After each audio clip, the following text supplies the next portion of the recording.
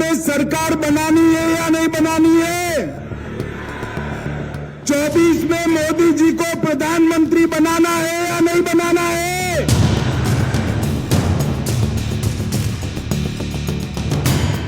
अभी हाल ही में हुए कर्नाटक चुनाव को भला कौन भूल पाया है। ये वाकई लोकसभा चुनाव से पहले बीजेपी को लगा एक बहुत बड़ा झटका था, क्योंकि बीजेपी ने कर्नाटक में मेहनत पूरी की थी, कोई कोर कसर नहीं छोड़ी थी।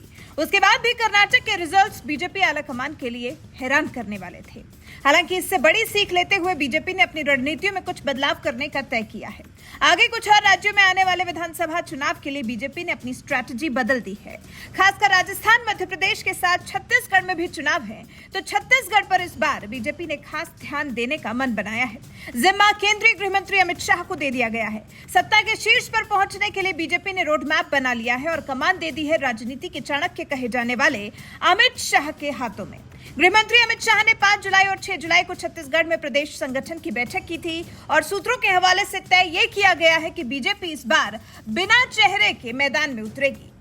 हालांकि सूबे का चुनाव पार्टी के सबसे अहम चेहरे नरेंद्र मोदी और छत्तीसगढ़ में सामूहिक नेतृत्व में ही लड़ा जाएगा, लेकिन सीएम चेहरे को लेकर अभी कोई खुलासा नहीं किया जाएगा।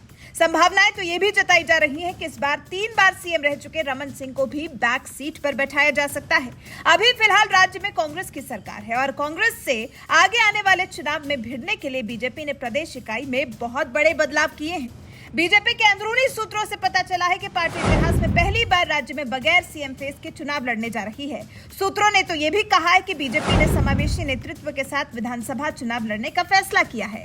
खास बात यह भी है कि बीजेपी की तरफ से यह रणनीतिक बदलाव ऐसे समय पर किया जा रहा है जब पीएम मोदी रायपुर के दौरे पर आने वाले हैं। लेकिन सवाल यह भी है कि आखिर बीजेपी ने छत्तीसगढ़ को लेकर अपनी रणनीतियों में बदलाव किया क्यों है?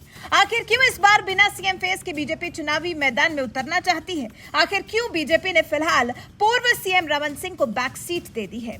आखिर बीजेपी की इन बदली हुई रणनीतियों के मायने क्या हैं? छत्तीसगढ़ को लेकर बीजेपी की रणनीति के बारे में कहा जा रहा है कि इसके जरिए बीजेपी प्रदेश इकाई में गुटबाजी पर अंकुश लगाना चाहती है। हाल ही में केंद्रीय गृह मंत्री अमित शाह ने छत्तीसगढ़ में कई नेताओं के साथ बैठक की थी। पार्टी ने राष्ट्रीय उपाध्यक्ष ओम माथुर और केंद्रीय स्वास्थ्य मंत्री मनसुख मंडाविया को चुनावी प्रभारी बनाया है।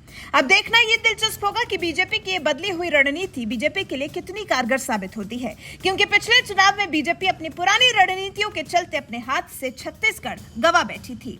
पिछले चुनाव में छत्तीसगढ़ हार गई थी बीजेपी। साल 2018 में हुए विधानसभा चुनाव में बीजेपी को हार का सामना करना पड़ा था।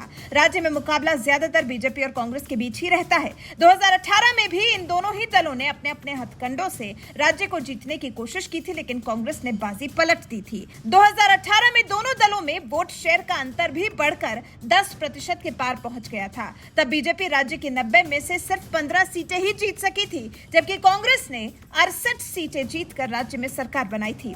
ये इतिहास खुद को दोहराए ना, इसलिए इस बात का विशेष ख्याल रखते हुए इस बार जिम्मेदारी अमित शाह को दी गई है और बिना सीएम के चेहरे के बीजेपी ने इस बार छत्तीसगढ़ में चुनावी मैदान में उतरने का मन बनाया है। साथ ही पूर्व सीएम रमन सिंह को भी इस बार फ्रंट में नहीं बल्कि बैक सीट पर बैठाया गया है।